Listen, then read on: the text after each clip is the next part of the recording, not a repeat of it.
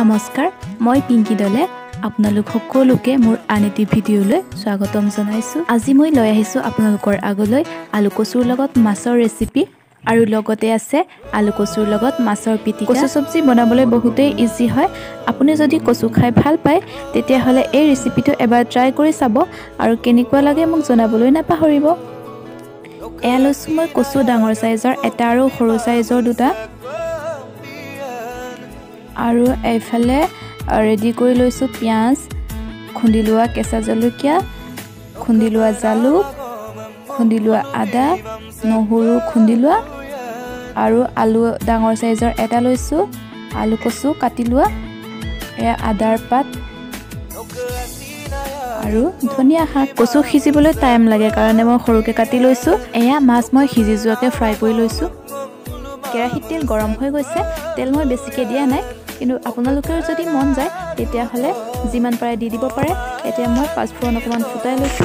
এতিয়া দিছো মই কাটি লোৱা পিয়াজখিনি আৰু দিছো খুন্দি লোৱা আদা আৰু খুন্দি লোৱা নহৰু। এইখিনি অকমান ৰঙচুৱা হৈ যোৱালৈকে মই লৰাই লম।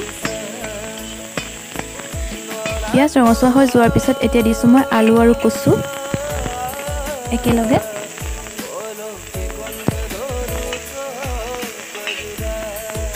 লগতে দিছো খুন্দি থোৱা জলকীয়া আৰু জালুক।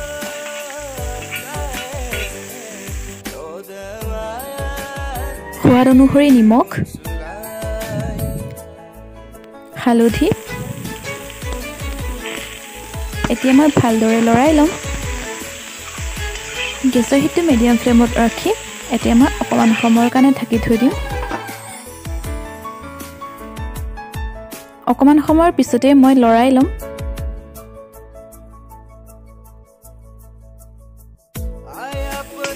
মাজে মাজে মই এনেদৰে দুবাৰমান লৰাই ল'লো।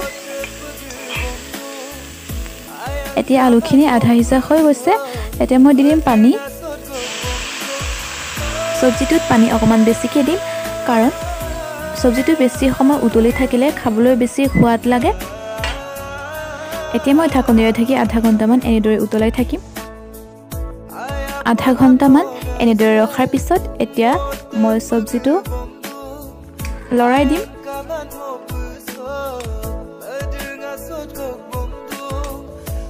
আলুখিনি সিজি গৈছে। মই এতিয়া কচু কেইটামান ভাঙি দিম।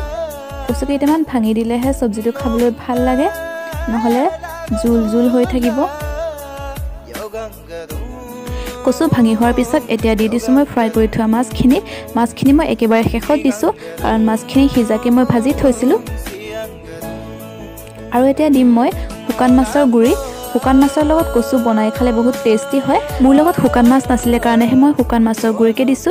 আপোনালোকে শুকান মাছৰ লগত কচু চব্জি বনাই খাই চাবচোন। এতিয়া দিছো মই আদাৰ পাত। আদাৰ পাতখিনি মই ভাঙি দিয়া নাই, অকল গোন্ধটো ওলাবৰ কাৰণেহে এনেদৰে এটা এটাকে দিছো। এতিয়া মই 5 মিনিটমান ঢাকি থৈ দিম। 5 মিনিটমান ঢাকি থোৱাৰ পিছত এতিয়া মই মাছ এটুকুৰা ভাঙি ল'ম। মাছ টুকুৰা ভাঙি দিলেহে চব্জিটো খাবলৈ বেছি ভাল লাগে। গোটেই মাছখিনি মই ভাঙি নিদিওঁ। চব্জিত যদি আদাৰ পাত এনেদৰে দিয়া হয় তেতিয়াহ'লে বহুত ধুনীয়া গোন্ধ আহে। মাছ ভাঙি হোৱাৰ পিছত এতিয়া দিছো ধনিয়া। চব্জি হৈ গৈছে। এতিয়া মই আলু কচুৰ লগত মাছৰ পিটিকাটো বনাই লওঁ। এয়া কচু মই 3 টুকুৰা বইল কৰি লৈছিলো নিমখ দি, আৰু লগতে লৈছো ধনিয়া আৰু মাছটো ফ্ৰাই কৰা মাছ।